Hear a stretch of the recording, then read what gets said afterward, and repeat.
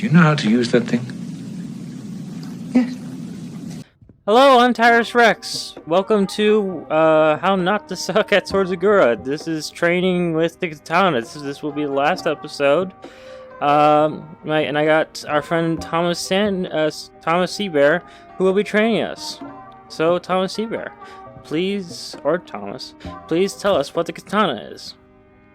So the katana is a very unique weapon. I want to say it's just a longer green sword, but it's honestly more comparable to the long blue glaive.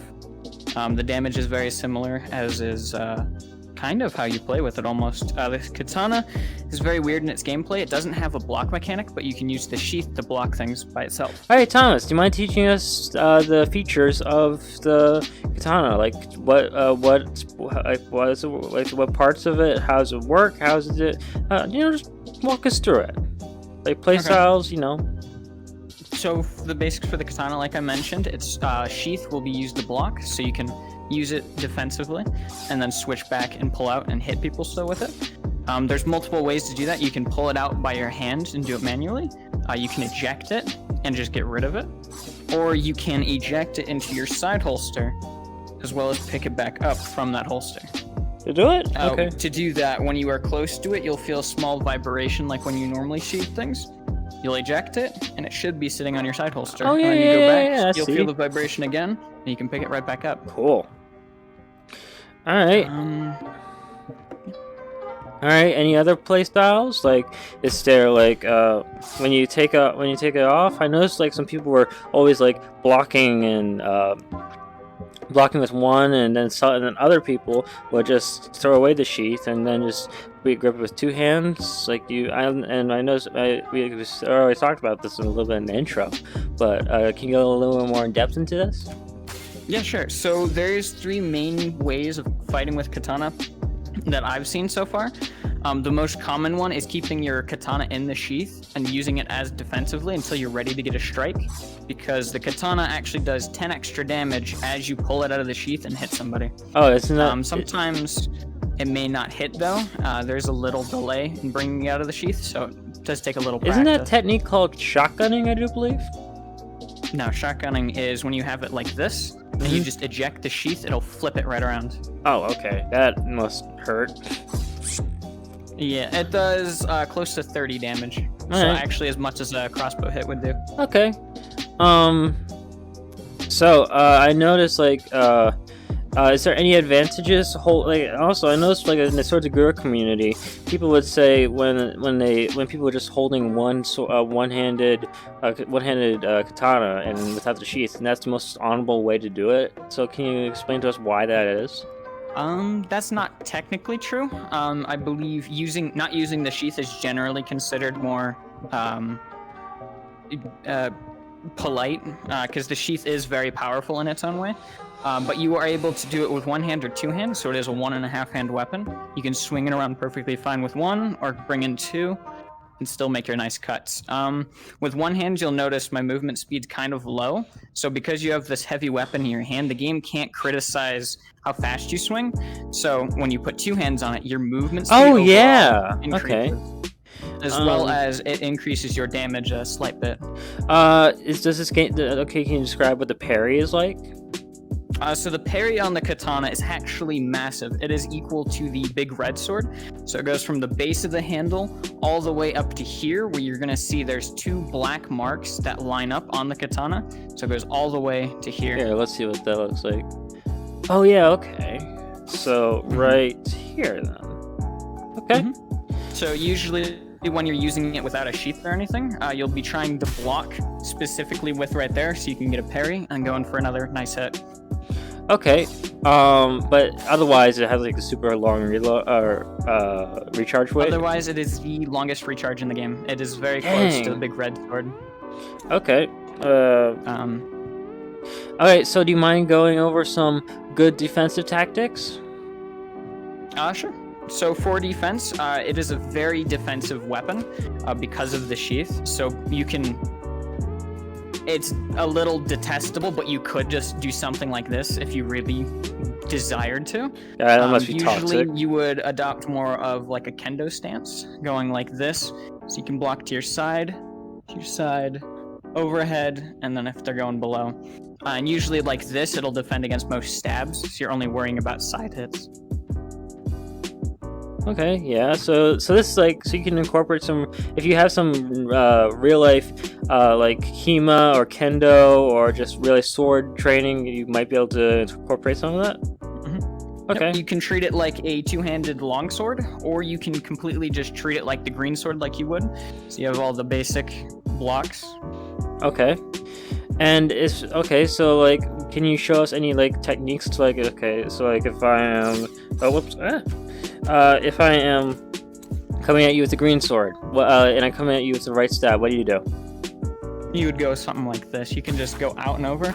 I typically push away from myself as I'm trying to block to give myself the most distance I can, because unfortunately, nothing's perfect in the world, so you want to give the server as much time as you can to register your blocks. Okay. And just a stab, just a general stab to. Okay, so what was? You could do that, or you could just even keep it right here and just block it casually. All right. And a slash. You just so you just literally. Okay, what happens? Yep. Okay, let's take off. You said that there's multiple fighting styles, so let's take it off the hilt and see what it's like. And the other fighting style would be more of. I guess it would be considered a dual wielding, so you'd keep this one in back so people can't casually get to your sword, and you'd be using this as almost a shield, so you can block that and go for follow-ups. Okay, yeah. It's a little difficult to do that, as dual wielding isn't very easy to accomplish, but there are tips to doing it quickly. Alright, and that might, if it is difficult, do you mind going in more detail with it? Yeah, sure. The quickest way to get really good at it is you switch your two hands. So you're using your primary hand for defense and your secondary hand for offense. Okay. Doing that, in my experience, has made it so you're more noticeable of your hands. So you notice what you're doing more. So when you switch back to your regular stance, you're more confident and aware of both of your weapons. And so if you're a righty, just to put the thing in your right hand, if you stick in the right handed, if you're a lefty, put the sheath in, put the sword in your left hand. Yep, just switch whatever you're comfortable with. And then once you're ready to go back to fighting, stop practicing, just go back. Is that what you say? Mm-hmm. Okay, cool. So if you practice with that too much, though, you'll turn into almost a left-handed player, and it won't improve too much. Right. But switching off and on periodically like that will always keep your skills intact. The most notable thing about this sort of fighting that I see people do is you focus too much on blocking and you forget you have a sword.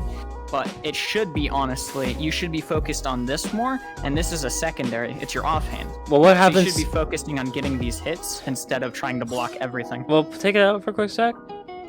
What happens if I do this and I try to go for the blade then? Well, that's why you generally keep it back here. So if it's hardened and you get in that, you should just be coming in for a counter stab. All right. Because as somebody's blade's hardened, it's not going to hurt you. And without the scabbard, and you just got this regular like Dazu thing. Yep. All right. So this is how I personally fight with it. I personally ignore the sheath. That's just how I like fighting. So I either adopt a kendo stance or I'll adopt a high guard like this. So this keeps your head intact, and usually people are going to aim for your chest or higher, so you can block easily, and you'll usually get a parry so you can follow up really nicely.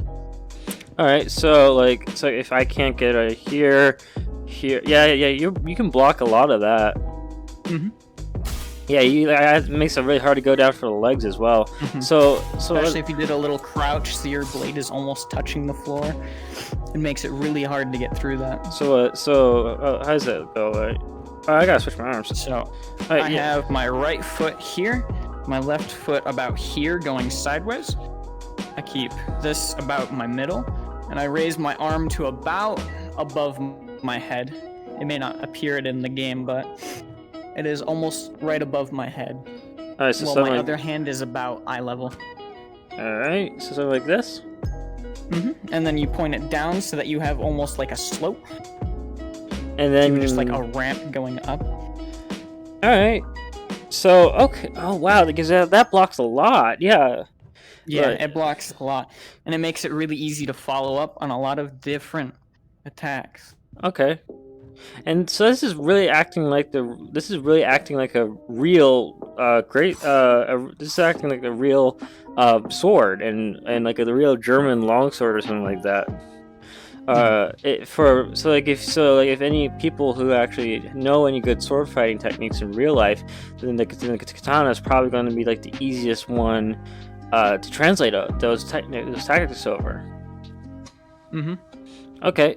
So within these three forms, there is a bit of a power imbalance. So usually, the two forms of keeping it sheathed and going like this get overtaken by just having it like this because you have the speed advantage. So they're not going to be able to get there and do hits as much because they're focused on blocking as well. So you're going to easily get in and get those hits. But usually the other two forms are better against other weapons. All right. Do we have our training guy in here, by the way? Yes. Yeah. Okay. Just hiding behind the corner. All right. Well, training guy, come here. Let's see if we can get you a little. Let's see what we can look like from third person. All right. So, like, try to get some stabs and what in there. Just some and Tom, do you mind just going for pure defense? Sure. All right. Yeah. I can totally see all this. Okay, yeah. You can mostly. This is like completely like what's it called? Not counters. Parries. Mm-hmm. Because of the long regen, I tried to personally counter it a lot with getting parries because it'll just give you 0 regen time. And can you switch it up to the sheath?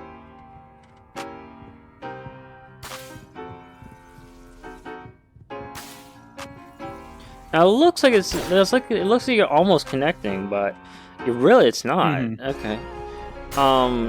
Hey, train guy, can you try and go for the legs a little? Nope, that one should have blew up. All right. So you're not. So it's like okay to like let go of it then, right? Yeah, it's if you're blocking completely, it doesn't matter if you have 1 or 2 hands. Okay, and then you mind going with the dual wield? So this one's a little trickier to do. I'm only thinking that like a lot of new players are going to be like attracted to this style a little bit more. Mm-hmm.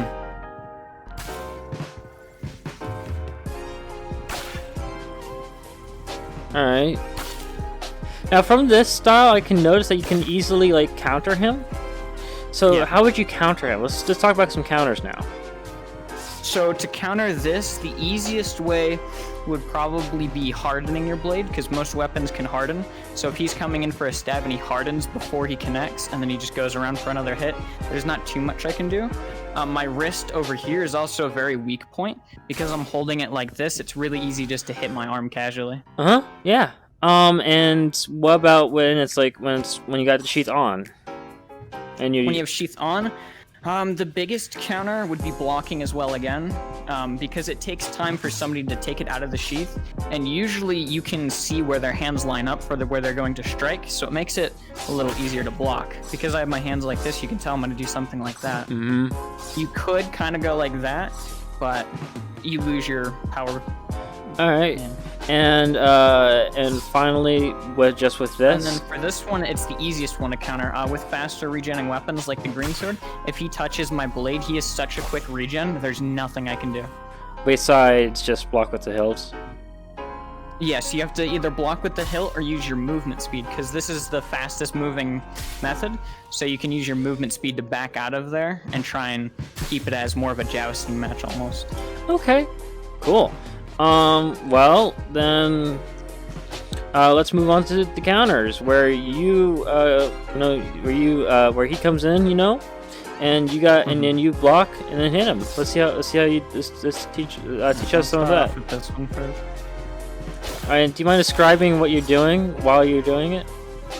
So for this one, this would just be a basic, you're just blocking and then just following up with a solid strike. You could also not even have to block and just whip it out. It's very effective. It does 10 extra damage, so it'll do 70 if you get a solid hit on somebody. All right, and any others? What from this technique? Um, From the style? Not really. This technique is very based on slashing out of the sheath. You just get a block and then you go in for a slice. So it's kind of like the anime, so like you're saying like the Yeah, samurai. it's a very anime-esque kind of fighting style. Alright, and well, without the sheath dual wielding, let's see what that looks like. So with this one, it would be you can either block or go in for strikes. You could always just go in for strikes without even blocking, working around this. Can you show it's a pole, it's not even a shield. You can get strikes like this. Using this to help. Can you show that on me? What that looks like here? A little offensively as well. So if you're going in for a strike, you can bring that with it to block it. Can you show that looks like on me? Yeah, sure. So you can keep the sheath along with it, so you can come in and make sure you're getting those hits. Okay, so like keep it forward just like a tad. So like, using it completely offensively to break their weapon if they're not hardened. So like keep. Alright, come on. Alright, come on. Alright, so I guess that's hard. Just press the trigger if you want to get rid of it. Alright, well, yeah, okay. Well, katanas are hard for me. You gotta take your hand away a little faster. Otherwise it'll... Did it! Okay, nope, I didn't. Okay, screw this thing. Yeah, if you put it too close, it's got like a range of about... I would foot? say 6 inches. So if you're 6 inches close, it'll just so anyways, as I was trying to explain, like keep it like this. I hate this. Usually you'll keep your sword back here, so you don't have to worry about that, and it'll keep your sword from breaking a little more. Okay. All right. Well, moving on. So can you show that again? What that looks like on me? Yeah, so you would use, I guess I could go this way too, but it's a little weirder. So you can keep the sheath in front, and then you can follow up with a nice hit. Okay. Any other techniques with this, with the dual wielding style? With this style, there's a lot of just being able to break their weapons and follow up. And can you show us some head stabs and some feints? Some feints. Feints are probably a little trickier because you have to work around your staff. So if you go like that, you have to go all the way around instead of where a regular feint you can kind of just. I guess it's still kind of the same. All right, can you show us what's the training guide? Work around it. Sure. Wow. Okay, that was quick. And what was that? I just noticed you do something a little different. So I went down here to feint down here, and then I pulled it back up and tried to go for his head. Alright. So usually with a feint, you'll want to go for somewhere that if it lands, it's going to hurt. So you could feint up here and then bring it back down and go for the chest or something like that. Okay. And finally, and the final, just without the sheath? So for this fighting style, it's going to be a lot based on parries. So you can go offensive with your parries.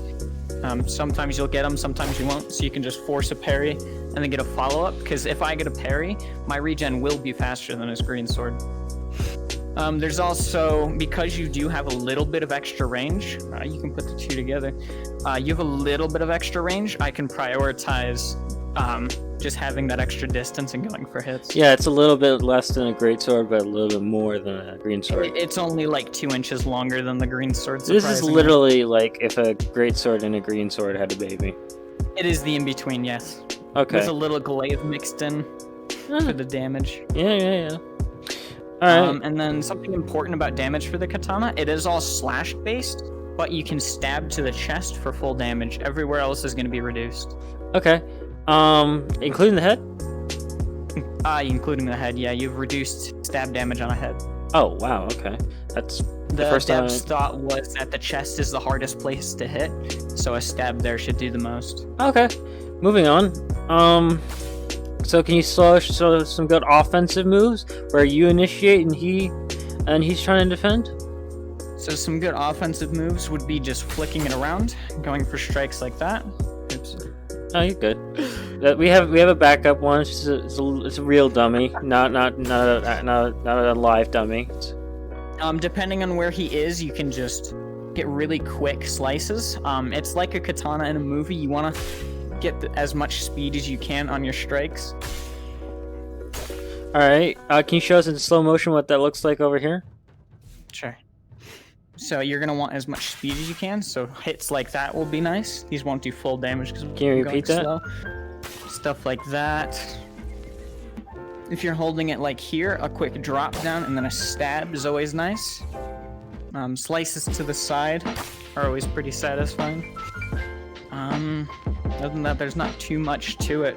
All right, and can you using your hands? So if you use your front hand as almost a fulcrum, and this one to move the sword, you get a lot more speed. Oh, as so well. it's like You can get opposite. It's like the opposite really nice of greatsword, whereas like where this one is like this one's anchored, and this one is the one that you move with. Okay. Usually you'll keep this one anchored, and this one a little more free flowing, so you can get a lot more speed on your hits. All right, but Because if I was going like this, my swings wouldn't be as fast. all right, but this yeah. So this one's anchored. That one moves, and Yes, this one, just like this. cool. And can you show us some good offensive strikes with slow down, of course, with the sheath and the With the katana? So with the sheath, it's pretty simplified. It's always just slashes, so just going like that. So Bringing it it's out, pretty drawing it predictable. over. You can bring it out to the side and go for slashes like that. When you bring it out, there's like a little cooldown, so you can bring it on any direction you want. All right, and can you stab Bring like that this? towards yourself if you wanted. What's up? Can you stab with this style? You can stab. You can do really cheeky stabs with it. So with the sheath, it doesn't completely interfere with the weapon. So if you're going for a stab and you eject it about here before you hit them, it'll do full damage. Oh, let's show. Like Oh that. wow, yeah. It's not a very polite stab, but if you need to do it, you can. Okay. You could always just go in for a stab. Just turn it to the side and thrust. Okay. Mind showing us that one more time? Yeah. So you can turn it to the side. Oh. Turn it to the side like that, and then go in for a nice thrust. Cool. And the last one? And so there's this form as well. And then you have your, that I was talking about like that. And then there's also, because you can do the stabs, you can keep it back a little bit and then go in nicely for stabs, just keeping it close to yourself. You do have to be wary. If you bring it too close to your scabbard, it is gonna sheath it. Okay. It won't sheath up here though, so it's this area around your hand that you really gotta worry about. And you do have to line it up a little bit. So if I have it like this, it's not gonna sheath. Like this, it's not going to. But if I line my hands up, it will. All right. So what can you like go up to can you go for the overhead where it's like Overhead's just like that. where You stab to the side. Oh. You could also, if you really wanted to catch somebody off guard, it's gonna take a little more time to do this. You can bring it over to this side, so you can go for slashes or an overhead. so you or can even go a like, stab to the side. that. Yeah, so All just right. bring it over to this side. And... All right, cool. All right, well, you and the training dummy, or not the training dummy, you and our training guy. Where do you go? Grab a green sword. Let's do some sparring, and then after that, you spar me.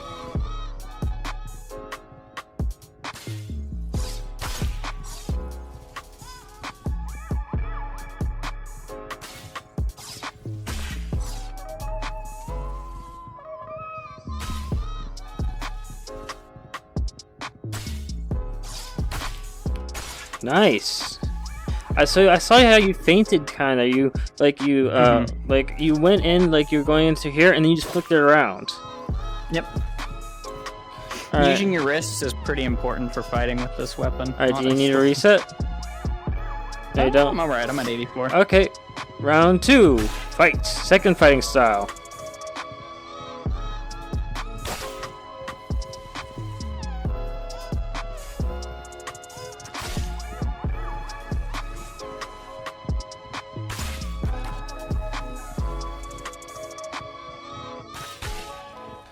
Oh wow! I didn't even see that. Like that looked like you were far away, but really I just you kept it weren't. here and I flicked around. Wow, that was fast too, man. So, all right. This is the one I'm most comfortable with. Yeah, I see you doing this the most. All right, let's see if you can land. Let's see if you can get him.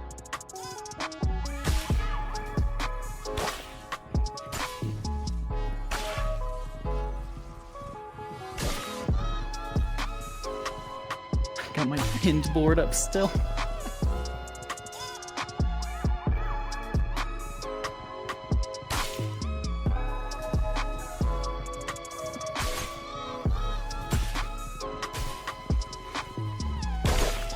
Nice. Wow. Okay. So can you describe what you were doing there and So with that, you got to keep your distance as best you can while your sword's regenerating. That one's definitely the hardest to do against other weapons. Like I noticed while your sword was regenerating, that while you, like, I know you said manage your distance, but like you were right here. Just keep straight. Just look straight. Mm-hmm. You were like right here, while he was, and you're kind of on his back while his sword was regenerating, and your sword was regenerating too. So like he was trying to find you, but you couldn't. But he couldn't. Like it's like all right. So you can describe what you're doing right there. So for that instance, both of our swords were regenerating, so to get as much time as I could, I was keeping out of his visual sight so that he wouldn't know where I was. Yeah, because you had the longer regen time. I knew if he was gonna do like a side attack, it wasn't gonna be a thrust. It was gonna be something from the sides, so I can keep my handle up. Yeah, something like and move it slightly something like a flick, sides. like that, right? Yeah. It would be to the sides like this. Mm-hmm. Nobody really does this. Yeah. Oh, can you question? Can you break your katana on your sheath? Yes, you can. I did in the second fight. I went for a strike and I hit my sheath instead of him. Okay. So I mean, even while it's on your hip. Even while it's on your hip, no. Okay. Other people can though. You can use it as a sort of armor. If other people hit your sheath while it's on your side, it will break their weapon. So there you have it. That was the Katana, the final episode of this series. Well, that was Thomas Seabear teaching us with Race Crispy as our training guy. I have been your host, Tyrus Rex. If you have not seen the rest of this series, go check it out, starting out with the green sword and ending with this one, which you've currently just seen. Links to all the playlists in the video description. Thomas, can we find you on any social media platforms? Or no? No, I don't have any. Okay. In that case, thank you all very much for watching. Please have a nice day. And enjoy Swords of Gurrah. You are now a master, and you shall now enjoy the game. Thank you very much. Ta-ra.